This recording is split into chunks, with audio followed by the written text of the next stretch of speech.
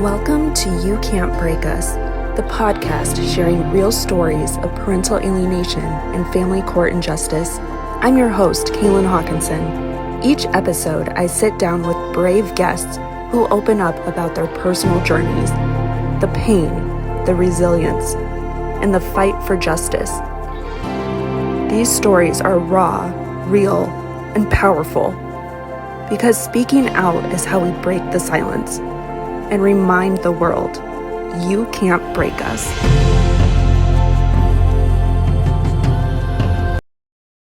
Today, I am joined by Dr. Lynn Steinberg, a leading expert in parental alienation and family reunification. Dr. Steinberg, could you just give us a little bit about your background and how you came about studying parental alienation? Well, it came about in a personal way, like I think it does for most of us. I was an alienated child. This was way back in the 50s. And my father, I found out when I was in my 60s that my father did indeed fight for my brother and I to have 50-50 custody. But what happened was we were quite small, and my mother moved us to a different country, and she changed our names so that our father couldn't find us and we couldn't find him either. Wow. And it wasn't until my brother and I were teenagers that we decided to look for our father. And we didn't really know what his name was because, we had our names changed. So we managed to get birth certificates and find out, and then we found out his phone number. And my brother called, and my stepmother, whom I found out later was my stepmother, answered the phone, and she started crying and said to my brother, "Your dad just died a month ago." Oh. And so we didn't get to know him, but we did join that family. And I have two younger sisters, and my brother and I were very much a part of that family as opposed to the one that my mother had created. We had a lot of step siblings from that joining. So that's how I started to be interested. And then when I got married and had children, I was also practicing as a psychotherapist, and I saw this family. This woman had 6 children, and she came in because they had all decided, the children had decided, they were pretty young, that they were going to go and live with their father. And apparently the custody evaluator had given his permission for the children to go and live with the father. And so the mother brought them in and said, "But why? Why? What did I do that you would just want to see your father and not see me?" And they said, "Well, Mom, you were kind of strict." And when I asked about it, it was because she had put them in a Catholic school and wanted to move them out of the neighborhood because it was a gang-infested neighborhood and a drug-infested neighborhood. And so she was working really hard and, putting all her 6 kids through school, and they had to wear uniforms as opposed to gang attire. And when I said, "Well, how is that strict? She just wants to protect you from what could happen." "Well, my dad will let us go over the street to the park and hang out with our friends, and he won't make us go to the school. We'll go to a neighborhood school." And the whole time my phone was blowing up. I didn't answer it, but from the father saying, "You don't have permission to see my children," and wanting to get into some kind of dispute with me. And I called the custody evaluator and I said, "I don't see how this is beneficial for the children because their mother didn't do anything to deserve being cut off." And the youngest one was 5. And he said, "Well, the father just seems more amenable." And I was really upset with the evaluator. I said, "How is that a custody evaluation? They're supposed to be fair, Yeah. not just siding with a parent because the children can get along with him because he doesn't have any boundaries. And so anyway, I went to court for the mother, and the judge was going to go along with the custody evaluator, which I know happens a lot. And she was just heartbroken. I tried to keep in touch with her. But while all this was going on, I was realizing that I was being alienated from my children. And I had just married my mother, a narcissist. And he would say sly things, like, oh, don't, excuse me, don't pay attention to your mother. She's always angry. Or don't go in there, she'll make you do something. Those kind of little remarks Yeah. ongoing. And then it got bigger and bigger until when my daughters were teenagers, there was quite a lot of hostility toward me, which I worked out on a episode by episode basis with them. And I thought that if I stayed around until they went through college and they would be adults, that, they wouldn't be alienation, because by this time I discovered what alienation was and what the problems were associated with it. And I really didn't want it happening to us. Mhm. But actually, when their father moved out, it got worse. He was more alienating, and he made sure, that they were always with him. And even when they were with me, he'd be calling on the phone, which I know alienators do. Yeah. And they finally just blocked me altogether. And now my daughters are, at that time, they were in their early 20s. So I haven't known them as adults at all.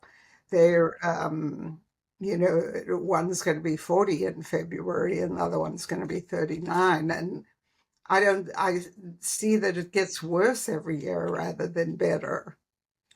So Wow. that's how I got into alienation. And I found that I could use my background and my degree, to really get out there and talk about what was going on. And I felt that people would feel the same as I did, which was that they didn't know about it. They didn't know there was a name to what was going on. They didn't know what to do about it. And they felt positively crazy.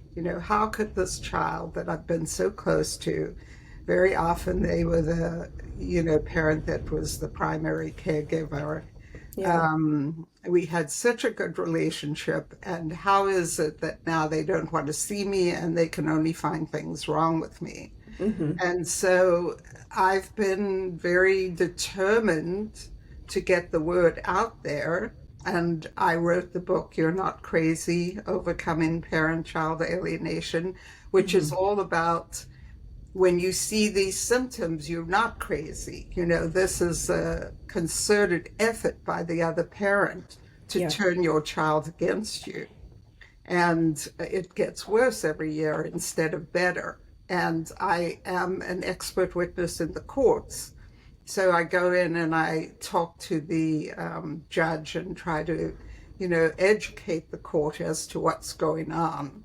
Hmm. So for that, I've gotten a lot of hate mail and death threats and everything Yeah. else. Yeah. That's sad and unfortunate because you're doing such a good thing helping and educating, and wow, you have quite the story too, from childhood into your adulthood, all these years, such lived experience behind the education you're giving people.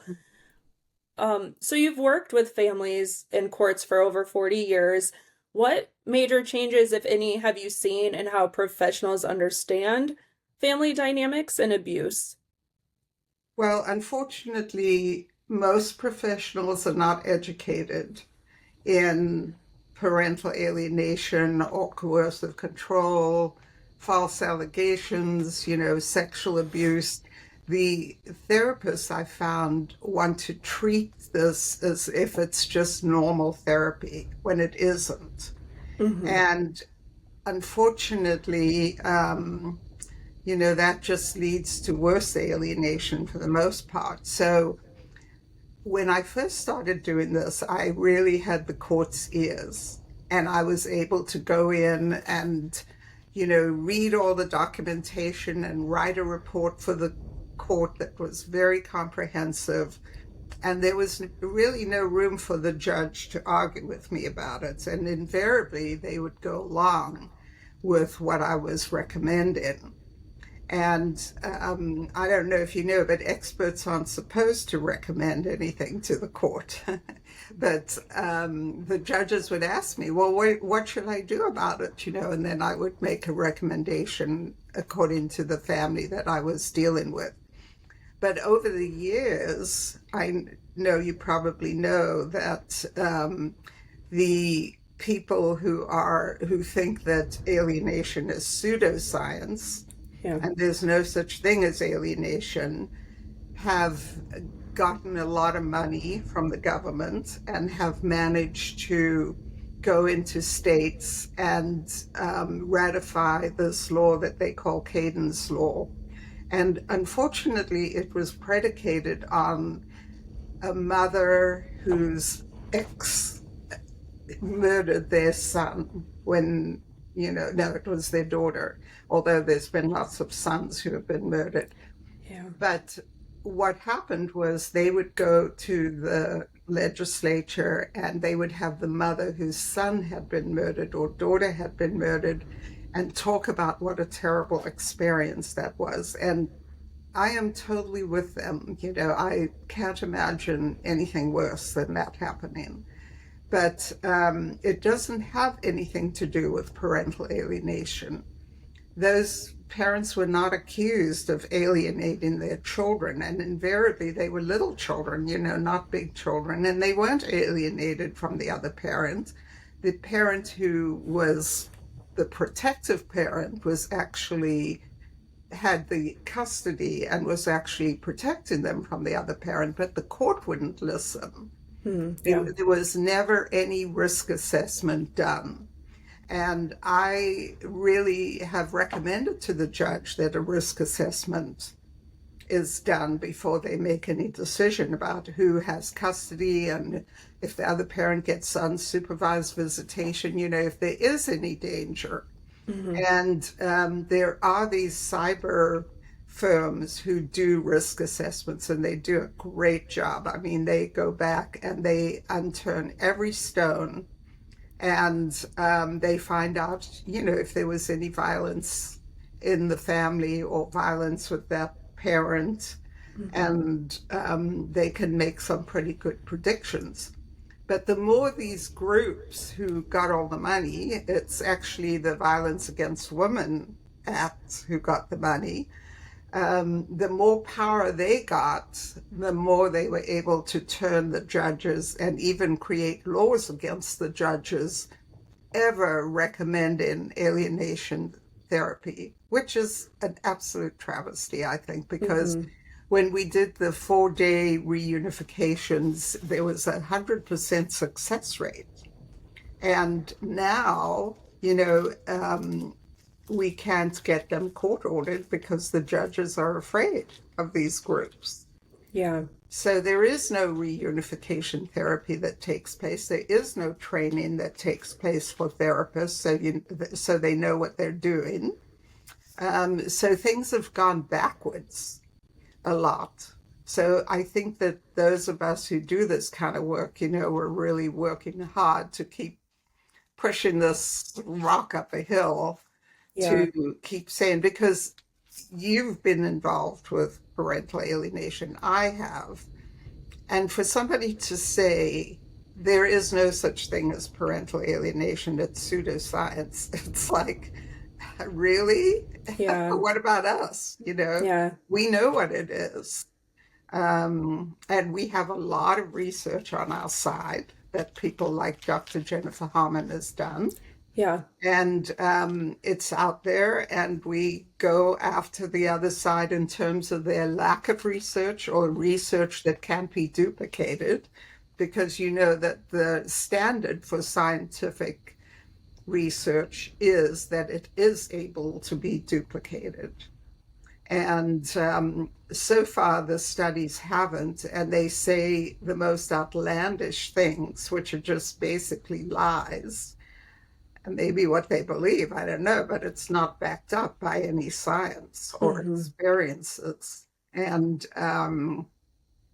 yeah, so we have a tough road right now. Yeah. So, how do you define parental alienation? Parental alienation is when one parent chooses to turn the children against the other parent. And it's not parental alienation if there's been any abuse by the other parent. If there's a certifiable reason for the children to reject a parent because they've been abused, that is estrangement. It's Yeah. not parental alienation. So the person who does the alienating is inevitably a personality disorder, like narcissism, borderline, sociopath, Hmm. psychotic. And so their objective is really to destroy the other person, the other parent. Hmm. It has nothing to do with the child. And Right. I just had a session with two grown-up adults this morning and with the dad whom they have just started reunifying with. And they started to talk, which just put the dad in tears. They started to talk about how they were really abused by their mom, that they were really being manipulated. Their mother was Yeah. very neglectful. She didn't provide the food. She was gone for 4 days at a time, left them there by themselves, and yet it was easier for them to go along with the alienating parent to create a little bit of peace in their lives than it Yeah. was to go along with the parent who was alienated, who was Hmm. really the more functional parent. And he said, if I had known that, if you'd just called me, I would have provided you whatever you needed, no questions asked. And they said, well, our mom said that you were a scary person and dangerous and you might harm us. And based on nothing, but they were little, they didn't Right. know any better. Yeah. And so all three of them were in tears, with the whole idea that here had been this dad who was totally there for them, and they weren't able to access him.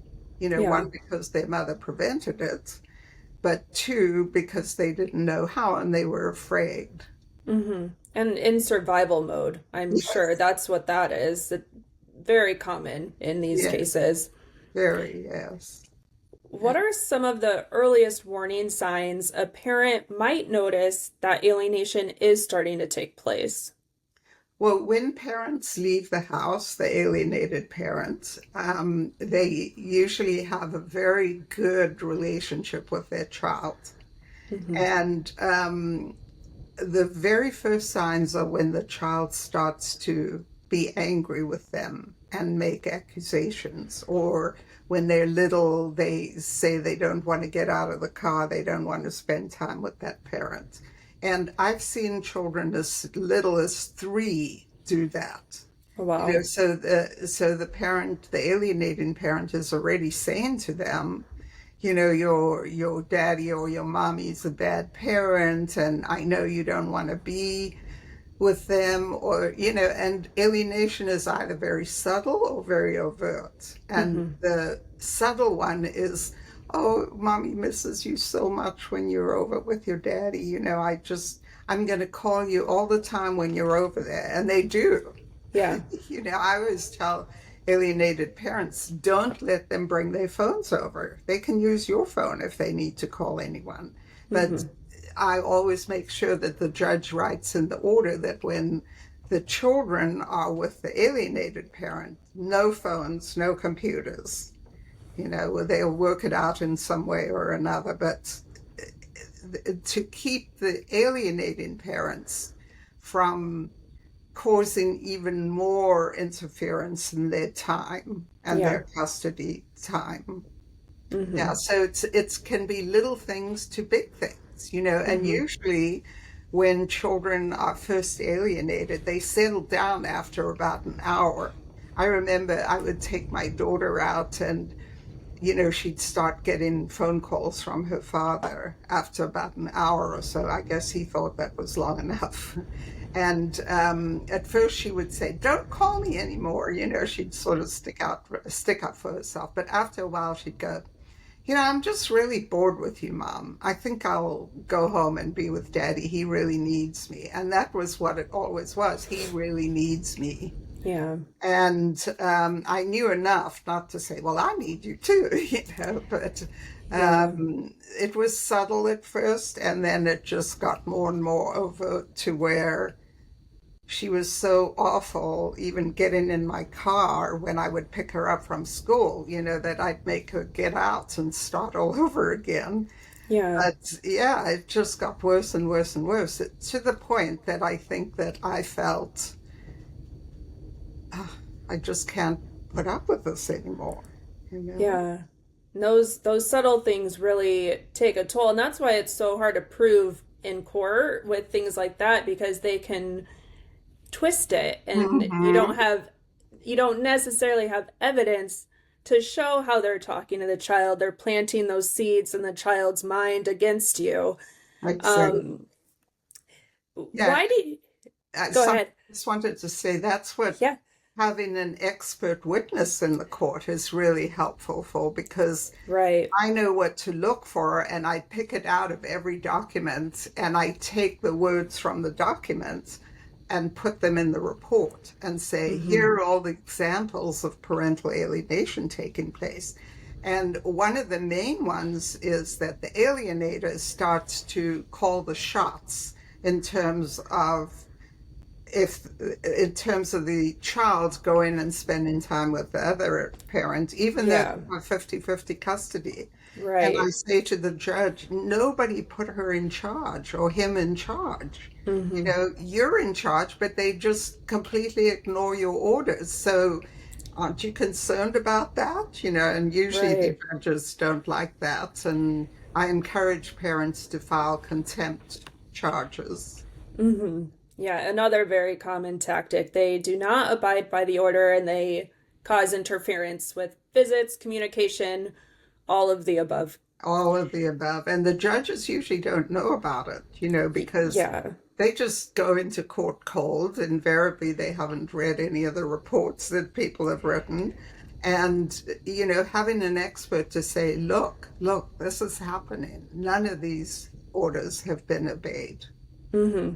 Yeah, they're basically thumbing their noses at you, judge. Yeah. Yeah.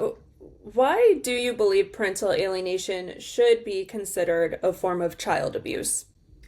Well, because it is child abuse. I mean, Right. how awful can you be to take a child's parent away from them? Hmm. It's Right. child abuse.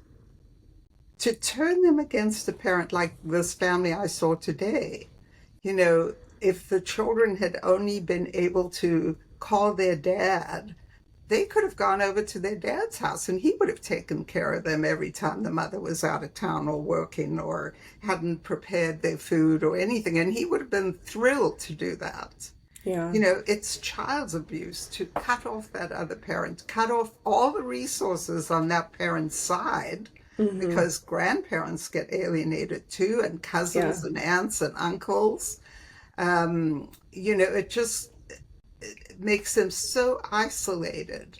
And one of the things in the coercive control law, which is active in many, many states, is that if you isolate someone from extended family and support systems, that is abuse.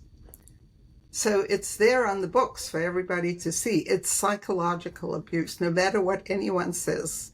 Yeah. I mean, for a child to deal with the death of a parent, they would have a big support system. They'd be able to talk about it, they'd be able to deal with it somehow. But and I know that when there is a death of a parent, um, it's so psychologically bruising to that child. They never get over it. They're always sad about it.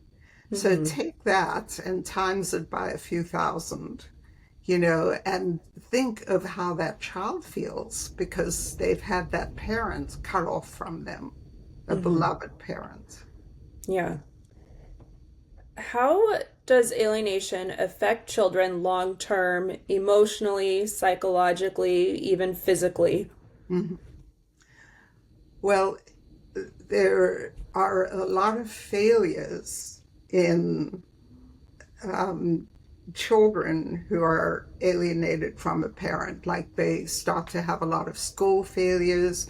We're Mm-hmm. seeing a lot of transgender identification that seems to clear up if we can get the children away from the alienators and put them with the alienated parents.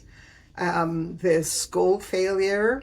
Um, a lot of the times, the alienating parent will not have structure and boundaries. In the family I saw today, both girls said, well, my mother didn't have any structure and boundaries. And when we were teenagers, we thought that that was really cool, and that's very common because it's so easy to make children, to manipulate children into thinking that this is a good thing, not a bad thing. Right. And, they have relationship failure.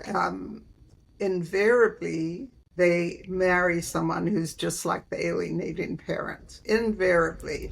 And there is history, sometimes on both sides of the family, but definitely on the alienator's side, there is a history of alienation. Mm-hmm. Yeah.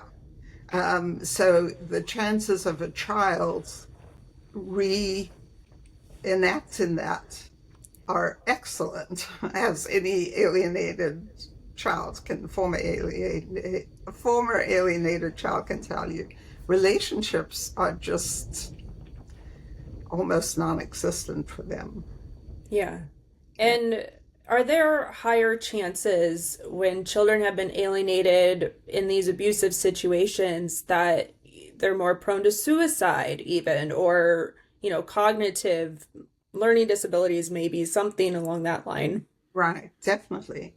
Um, a couple of years ago, I had 3 adult children in my practice commit suicide, which is an awfully high number. Wow. And the reason they gave for it, because they had talked about it, was that they just felt so guilty and they felt so angry that, they had been manipulated to the point they'd been manipulated. And Oh, they just couldn't see a way out of it, even though their parents had told them, I don't hold you responsible for any of it. It was not your fault. It yeah. was that they couldn't bear living with themselves.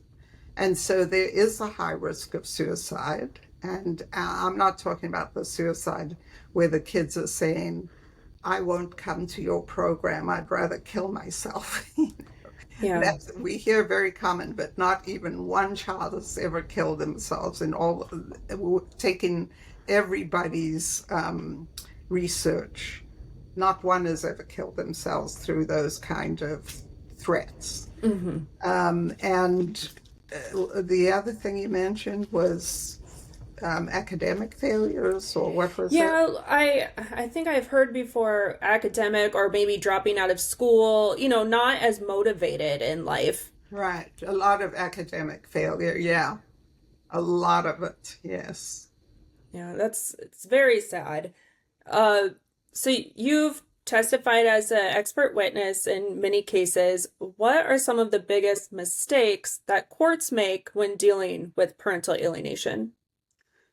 Well, a pet peeve of mine is when the judge says, I know more about parental alienation than you do, because I see it in the courtroom all the time. Um, I dealt with one case a few months ago where the judge, this is in LA County, and this is considered one of the best judges. He was clearly attracted to the mother, and she was the alienator. And he ruled 100% against the dad, even though Wow. I brought into evidence all these lies that the mother had told. Like, for example, she said that the father was abusive and that he had raped her. And she said she was providing the videotape. And what the judge did was that he had his court clerk write up a decision based on his feeling that it was all the father that was doing this. Well, I don't think that court clerk ever looked at any of the videos, but when I got the case, I started checking out each accusation that she made with the video that I got. She was never raped. The child was never abused. Those are the accusations she made. And the judge wouldn't let me in the courtroom until 4:30 of the last day of the trial. Now, judges end at 4, right? And so he was like, okay, hurry up, Dr. Steinberg, hurry up, So one is they are very biased. They go in with the bias. They won't listen to anybody, whether it's the lawyers, the expert witnesses, the witnesses who come in who can lend a lot of credibility to what the alienated parent is saying. They just won't listen. And I think as long as the children are with the alienator, there's a problem. The only way you can really deal with this whole issue is to get the alienator out of the way. And if you want to relate this to regular long-term, family therapy, they have what they call triangulation, where, there's the one parent and the child, and the child just gets pulled into that dynamic. But if you take one person out of that dynamic, it can't exist anymore. So if you remove the child and put them with the alienated parent, and you put the alienator out of the picture, then things are going to change. Yeah. And a colleague of mine recently did a study where she had more than 300 alienators, because the judges always say, well, so you're going to take the child for 90 days and put them with the alienated parent to rebound? What's the alienator going to do? So you always have to have some kind of treatment plan. So a number of the judges in the court had been willing to put me in charge of choosing a therapist for the alienator. And, if the alienator didn't comply, we'd just stop the 90 days again. So what happened was that she provided a therapy program for the alienators, so we could refer to her. And at the end of, I think it was 16 weeks long, at the end of that time, she did a questionnaire. And out of all of the 300 plus alienators, only one of them had been willing to apologize to their child and acknowledge that they had actually been alienating the child. Only one out of 300 and something. I'm honestly surprised to hear there was even one. I they apologize, that's great, but I do think that is something they just do not want to You're admit. Absolutely right. Yeah. Why do you give up the children than apologize to the children? Right. I mean, because it's never the best interest of the child. To them, it's targeting the other parent. Yes, exactly. Yes. Why do you think so many judges, gals, therapists still fail to recognize or properly handle these cases? Well, one, I actually wrote a few articles recently about this, about all the different players in court, and how power gets given, like, to the gal. The gal has a degree in, as a lawyer, or they took a course. They don't have the background to make a recommendation. They don't know. They get fully pulled in by the alienator who wants them on their side so they can make whatever recommendation the alienator wants them to make. And it's the same with mediators who are given a lot of power. Mediators, by training, should never offer any kind of goal or decision. Their job is just to help two parties negotiate, and it doesn't work. I mean, if that worked, people would have done it way ahead of that time before they got to court. So I would say the lack of training with the judges as well. And I've recently, along with some colleagues of mine, developed training for judges, which we're hoping to go in and provide. And Caden's law actually said that the judges should have this exorbitant amount of training. So we'll use that to say, here we are, we're here with the training, we can train you in parental alienation, and that way we can show them videos and all kinds of training opportunities so that they know when they go in what they're dealing with. But judges, a lot of them are just there for 2 years. They just get transferred from the entertainment industry or some place, that has no relationship to family law. And I think that they make decisions based on a feeling, It's sort of like that bystander syndrome. If you don't have the background and the training, you're as good as a bystander, whether you're a judge or a mediator or a gal. You don't have any training. You don't have training in sexual abuse or false allegations. You don't.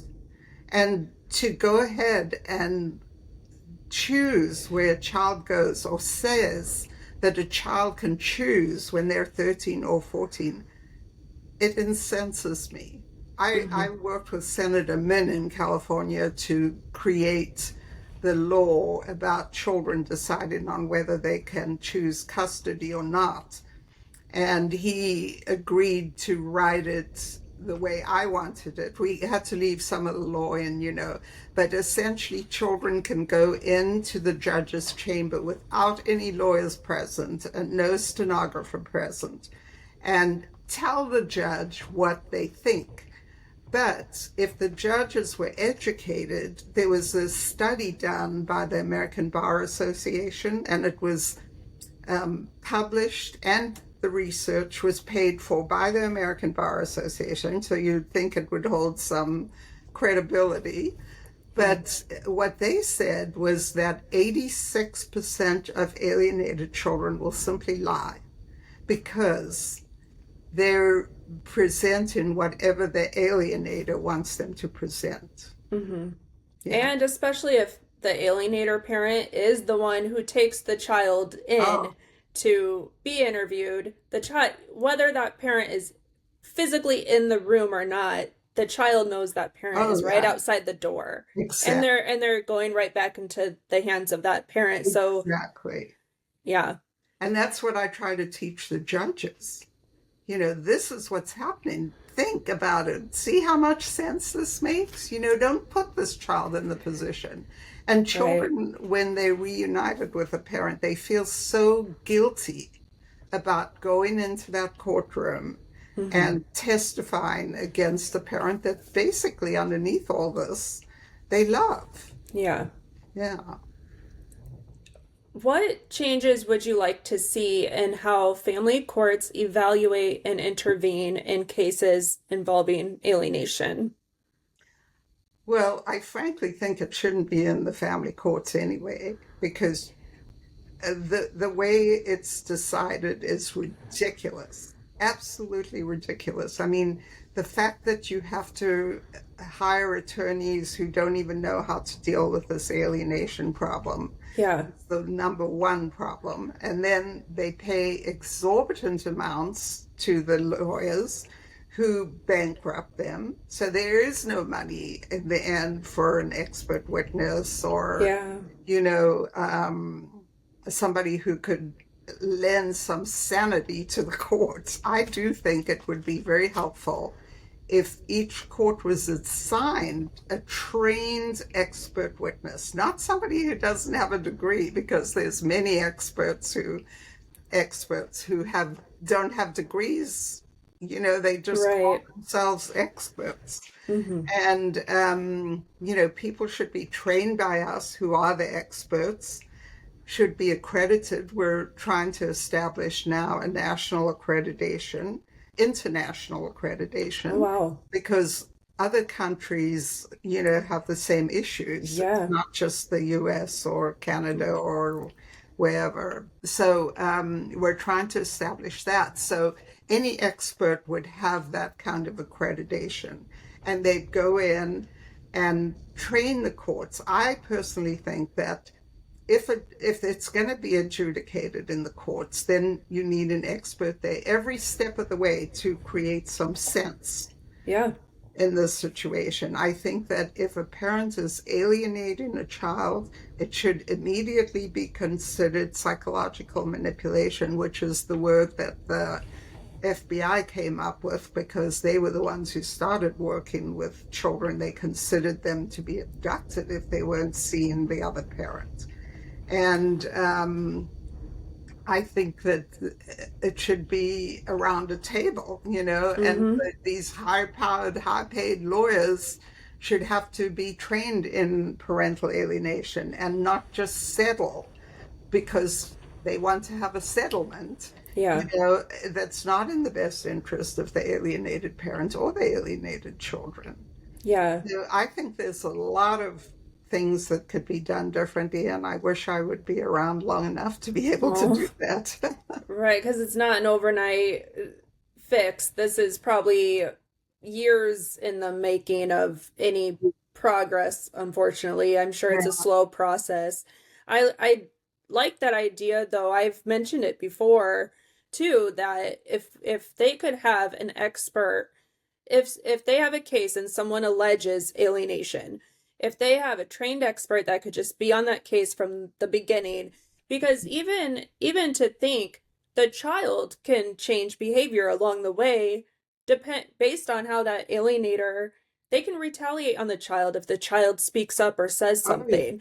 And so they do. And if we had an expert that's there from beginning to end to note that and see behaviors, I think that would really help. Yes, and unfortunately, there's no precedent for that. Like, I can't think of anything in any of the courts that would provide a precedent. So, but I think that alienation of children is the worst problem in the world. I really do. I know there's very bad problems out there now, but I've been working with alienation, and I think there's nothing worse for a parent or a child to be alienated from each other. And the child has no choice in the matter. So someone needs to protect them. That's how I see it. That's not right that children are going through this and people aren't doing their due diligence to protect that child. Yes.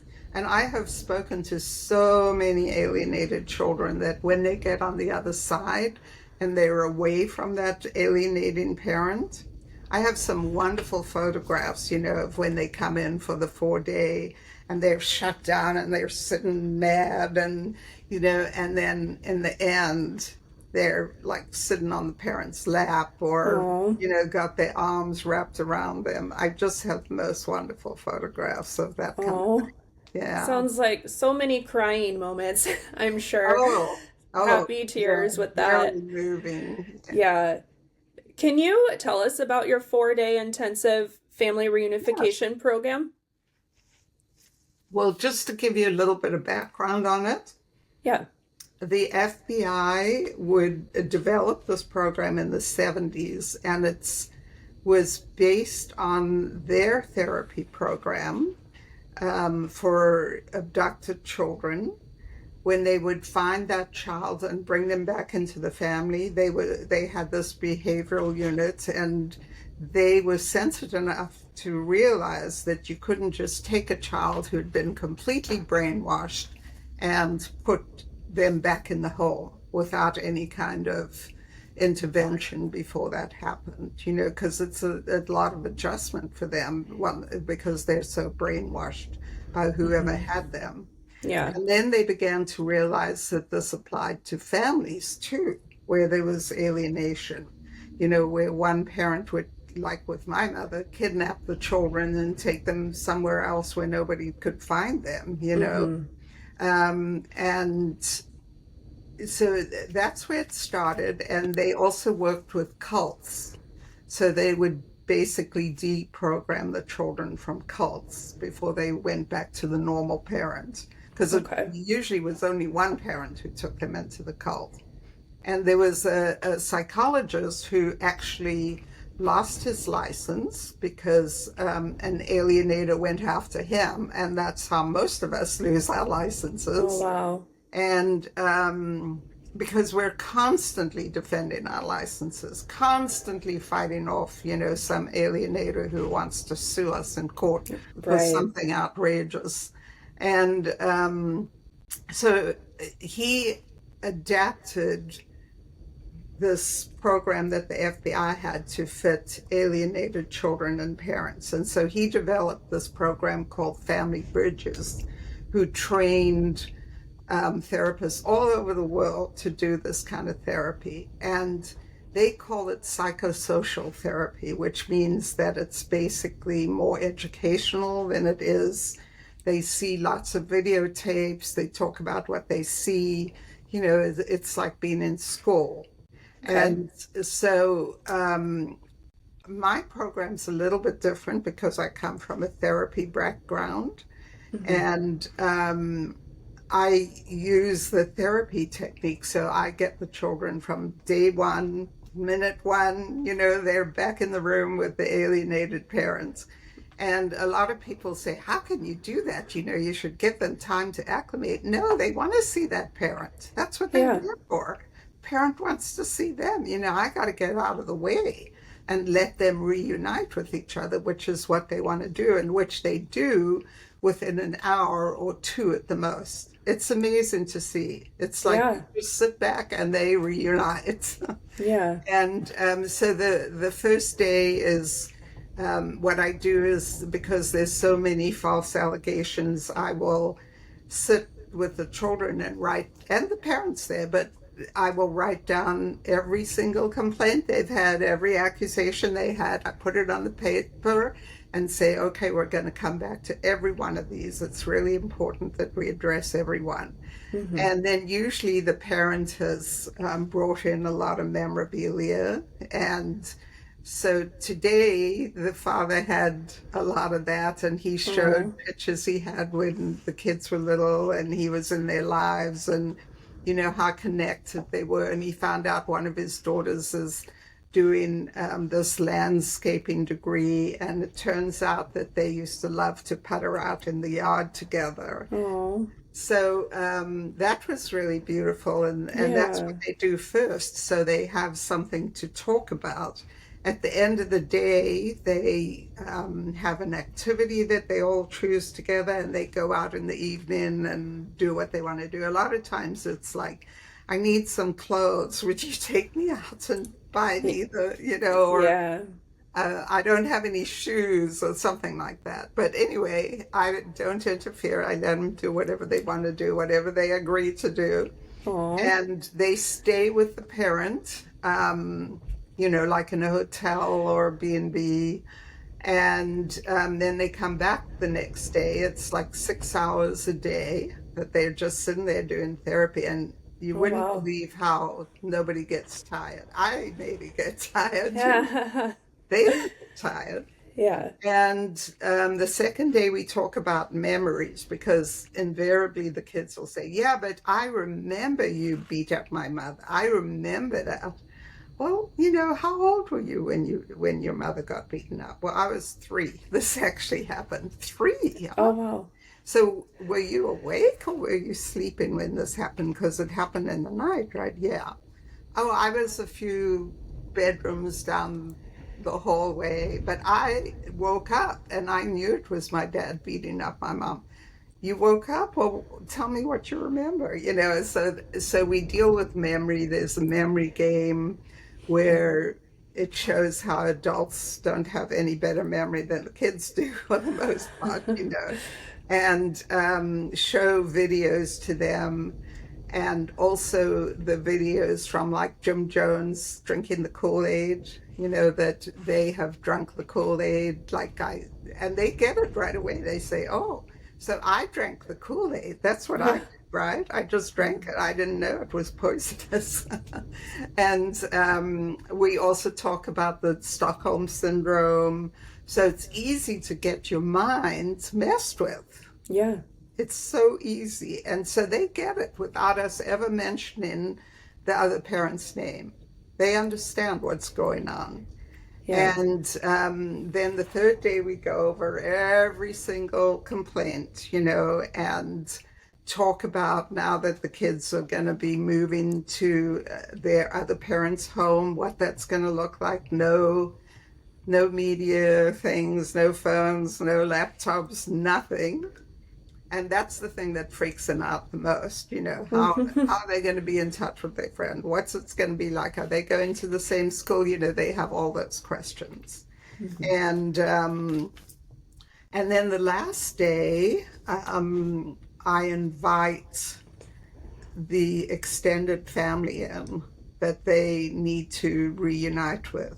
Aww. And that is so moving because, the grandparents come in and they're crying and miss the kids. And, there's usually cousins that these kids had relationships with. And sometimes there were like 20 people in there, it was like rowdy. And and then I follow them for a whole year. Usually they don't have any problems. If they're having some kind of problem, that the parent doesn't know how to deal with, they come in for a session. But I've only had like 5 families ever do that. And one time a dad called me and he said, my daughter's in the shower. She was 15 and her brother was 14 and he wanted her to get out of the shower so he could shower. The dad wanted advice, it was like things like that rather than serious things that they didn't want to deal with. So it's so rewarding and it's so threatening to these alienators that it's so easy to reunite the children with that parent. It is so threatening. That's why I get all these death threats and, get hunted and... Yeah, and that's horrible. Yeah. I mean, of course, the alienator doesn't want the truth to be found out, so they resort to retaliation. Yes. And it's amazing how the brain works, that knowing that the alienator can repress memories and twist and make, get the child brainwashed to actually fully believe, oh, okay, that must have been what really happened. And then through your program, breaking things down, it sounds like, and being able to show the truth behind that, of what truly happened. It's very important. Always let the kids come up with what the truth is. I never try to impose it contrary to popular belief. They say that I brainwash the kids, or I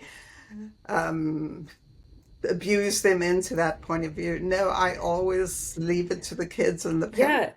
I mean, it doesn't take an expert to ask a child a question. If if a child is saying my mom is dangerous or I'm uncomfortable, if you ask why, and they don't have any they don't have any reasoning for that emotion, they don't know how to explain it, there are signs you can easily see that that's coercion. That's so it is not you brainwashing the child to say that. Anyone can go and ask the child that. And what they perceive as abuse, like sexual abuse has always been the big one, where they've accused a parent of sexually abusing them. I will say, okay, so how did your parents sexually abuse you? Well, one boy said, well, when he threw me in the pool, he touched my penis. That's not sexual abuse, And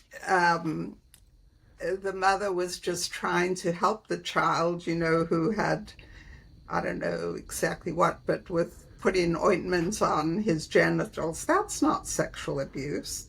Yeah. And I always say to the kids, well, explain to me what is sexual abuse as far as and I give them the definition, and then I say, could you explain to me how this is sexual abuse? And then the parent will say, I didn't sexually abuse you.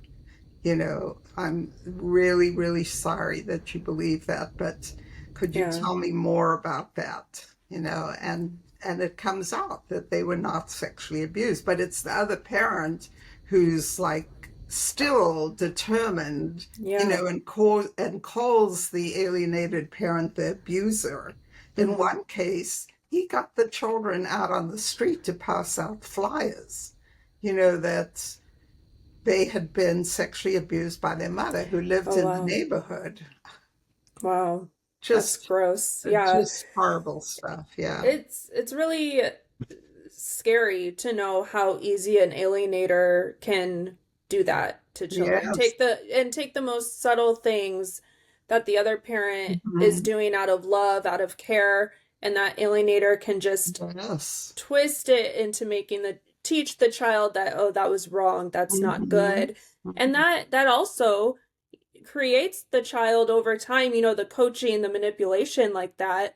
The child could truly be learning and believing that, oh, that's bad, that's something bad. So that's why they even say that if they are interviewed by a judge or whoever, because they truly believe bad things have happened then. And so it is very important to break it down and have a program like yours. Exactly. And also to train the judges. Right. 86% of children lie.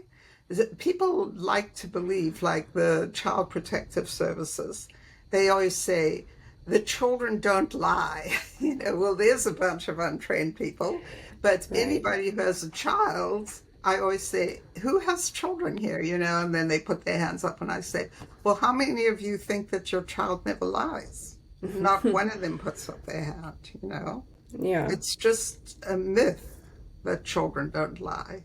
Yeah. Or, back to your point, they need to be trained enough to know what is a true lie or not, because the child, again, might believe what they're saying, except it's not the truth, but it's because they've been taught that way. Yeah, they do believe it. They do believe it. But usually it's so fantastical that you just know there's no truth to it, Not that I would ever say that to a child, because some children have accused me of calling them liars and stuff, because I said children lie. But yeah, it's so hard to...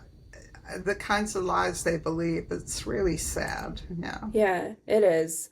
So your book titled You're Not Crazy is very powerful. So what misconceptions does it address for alienated parents who feel misunderstood? I don't quite know what you mean by that. Could you say a little... I guess, what does your book help or teach parents that are being alienated? Because it's very common that, we're misunderstood, especially in court, or dismissed altogether. What does your book help with that? Well, I talk about what the symptoms are of alienation, what the child does, what the parent experiences, what the alienator is doing to create this alienation. Yeah. I talk about how to go through court, what you need to do if you don't have the money to hire an attorney,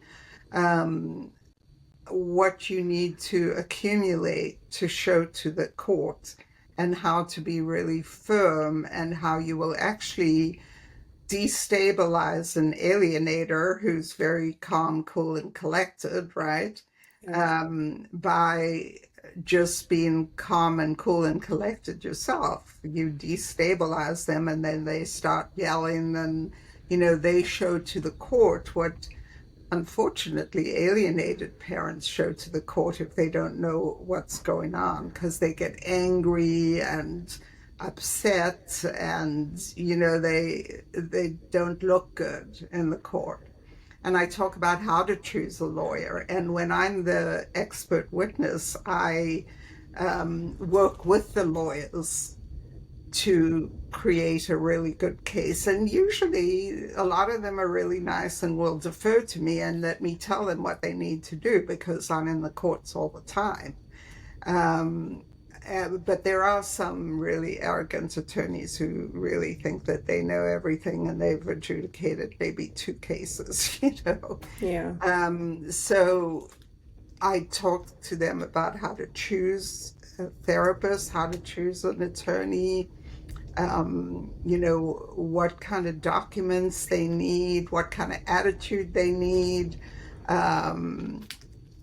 everything that I can think of, which I can't think of all the things now. Yeah, I'm sure there's a lot, and it's probably a good guide for going into these type of right. And situations. I try to give them the laws that they can use in the case. It's mainly for therapists who don't have, at least parents who don't have the money, who have to represent themselves. Yeah. Where I say, do this, do this, do this, make sure you say this, pull this in. So yeah, it's to nip it in the bud so it doesn't develop into a mess and then you got to detangle everything. And really, I mean, this process just bankrupts parents in every possible way. It does. A lot of parents have to be pro se because of that, and so sometimes you're not expecting it. It's not like you financially plan for a court case, so it hits you. You don't have the money. You have to give money up front. Obviously whatever to the lawyer. So if you don't have that, so yeah, it's very financially straining. So your book is a lot of great tips for parents that are going through that. Yeah, and I talk about what's going on in the rest of the world to give it context. I'd like to do a revision on that book because things have changed quite a bit in the last few years in terms of what's happening internationally. Mm-hmm. Yeah. And it's crazy to think that it's not just here. These are common behaviors everywhere, globally. Yeah, and I talk to other people as well in other countries, and it's all so common, the behaviors and tactics they pull, and unfortunately the same issue of feeling, the alienating parent feeling dismissed, like they're not heard or they're not believed. Yes. It's scary how common it is. Mm-hmm. What are some steps a targeted parent can take right now to protect their mental health while waiting for change or reconnection if they are in that situation right now? Well, what I've found is that I don't have to persuade the parent to go to therapy, because as soon as that parent feels understood and is able to see that somebody's on their side and that there is help for all of this, that they can turn it around, they're so different. They're not so depressed or suicidal or feeling like there's nothing that they can do, feeling helpless, feeling victimized. They can change that whole process around. Yeah. And that's what I've found. So I don't tell parents, now you have to spend more money going into therapy. It's more that they have to feel supported. And I work with a lot of parents where I just basically, provide like court support, help them write their documents, help them say what they need to say.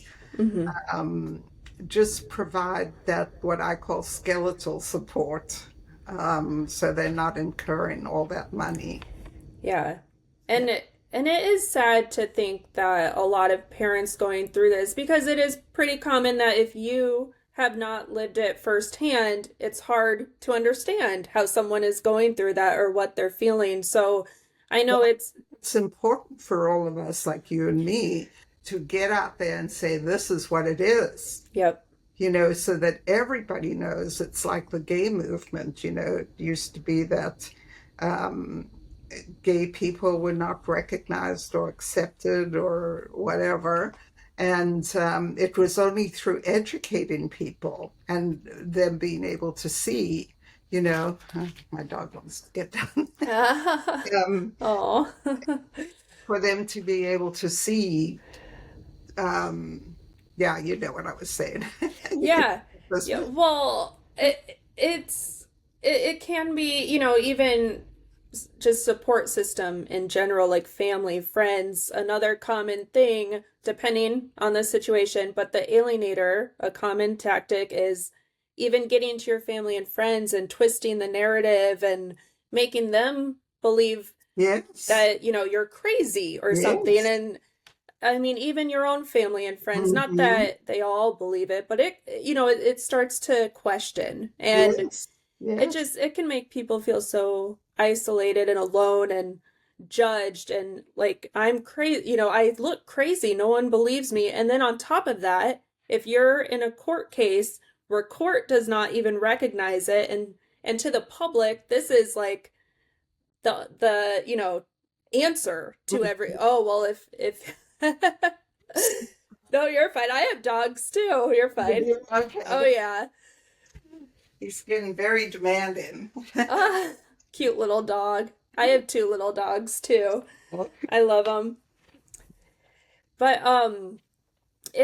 it's sad because, if you're going through this court case, you feel dismissed or like, they're just acting like alienation isn't real. And so then on top of feeling not supported, then you have to come out of that as if, oh well, they're making it look even more like I'm this doesn't happen and like I'm crazy, and that's just, it's not I acceptable. mean, I think we could spend a whole hour just talking about the poor parents. Mm-hmm. You know, we talk mostly about the children and how it feels for the children, but the parents are just completely devastated. I mean, you want to talk about high incident rates of suicide, it's with the Right. parents. And you Mm-hmm. want to talk about high murder rates, it's the parent being murdered.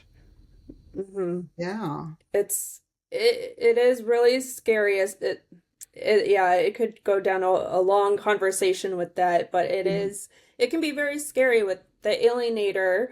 Again, depending maybe on those traits or Mhm. behaviors that they do show, there can be very severe ones where you're in danger. I mean, Oh, yeah. that person is targeting you severely, and Yeah, it there's been a just, number of parents who have been murdered by right. alienators or alienators' families, you know, who believe that Mm-hmm. they're the innocent ones and, you know, they're only trying to protect their children.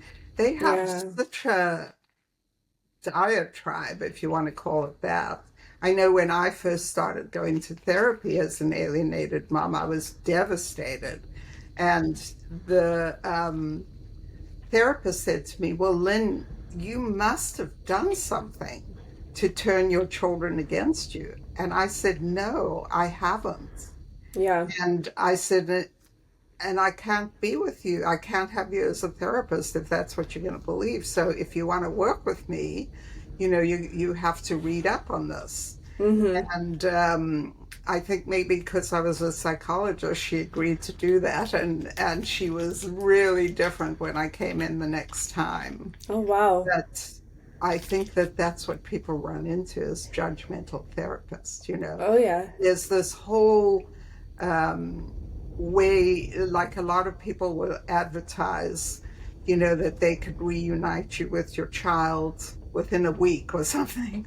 Mm-hmm. I'd love to see that. I'd love to see the real records on that. But, you know, that what the method that they use is that they ask the parents to do like a mea culpa document or letter. You know, I'm so sorry for this and I'm so sorry for that. And I am so against that because I think it just needs to be clarified what's gone on Mm-hmm. so that there doesn't have to be, unless it's really required, you know, that something does need an apology, um, that it shouldn't be that kind of therapy. It should be, this is the reality of the situation. You were not abused by your mom or your dad. You Yeah. know, this is what happens when you thought this was happening. Mm-hmm. I think that's a much more honest way, rather than have the child think that you're completely to blame and you're going to apologize for everything. Mm-hmm.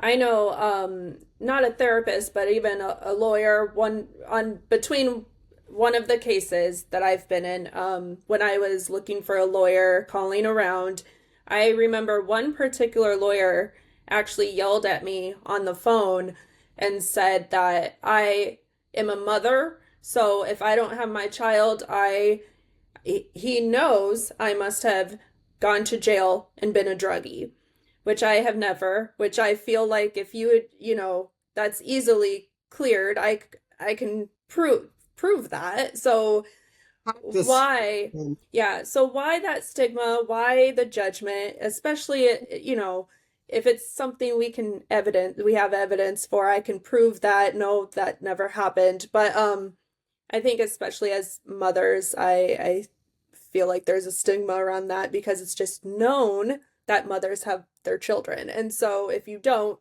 you must have done something terrible. And so to have these teachings and your education and speaking out and, trainings, I think it's very important. It's just so many judgments and stigmas around this. And if people would learn and take time to understand the truth behind it. Ignorance is what it is. I mean, as a therapist, I would never have thought of judging somebody before I even met them. Mm-hmm. I'd want to find out what the situation was, and I think that's what it takes but right now I'm writing a book. It's called Parental Alienation and Inconvenient Truth. Oh, okay. And I think that it's based so much on lies, this whole idea that if your child doesn't talk to you, you must be guilty of something. Right. That's not true. Right. No. So, that's what I'm doing right now. That's a great sneak peek knowing another book is coming. Yeah. So before we do go, where can listeners find your book and learn more about your program? Well, they can go on my website, which is lynnsteinberg.com. And if they want a free book from me and they just want to pay postage, I would definitely get it to them, even more than one copy. Otherwise, they can order it on Amazon or Kindle. Yeah. Great, thank you. And I'll definitely put links as well when I do post this so people can easily go to it. Thank you so much for taking your time today to talk on here. You gave a lot of great information, and I hope that happens with the judge training and for making progress and forwarding this movement, so to speak. It is so much needed. So I really admire people like you who are your life on the line, so to speak. You get death threats. That's horrible. So, and here you are, you've continued that for years because you know what's right and that people need to learn this. So I'm not going to stop until I die. Well, thank you so much, Lynn. I really, truly appreciate that. And to you too, Kaylin. Thank you. Obviously you're out there, yes, teaching people. Yes, and I have not had a death threat yet, thankfully, but you just haven't heard you enough. Right. I have heard that it could come at some point. Yeah. So we'll see. But thank you again, Lynn. You're welcome. Thank you for listening to You Can't Break Us. If this episode spoke to you, subscribe and leave a review. Every voice matters. Every story counts. If you or someone you know has a story to share, email youcan'tbreakuspodcast@gmail.com to connect with me. Until next time, stay strong, stay grounded, and never stop using your voice. Because no matter what they've tried to take from us,